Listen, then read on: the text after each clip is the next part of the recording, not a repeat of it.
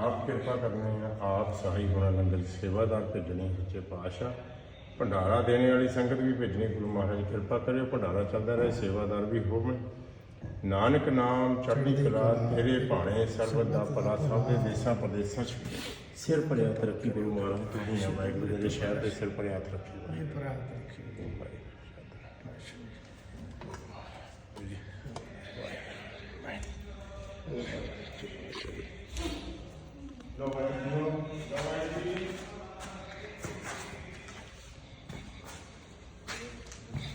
आ गया बस उधर प्रसाद है।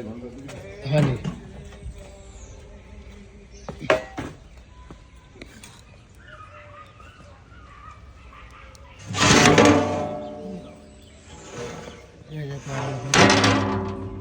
प्रसादे वाले उधर है जी। हाँ जी हाँ जी।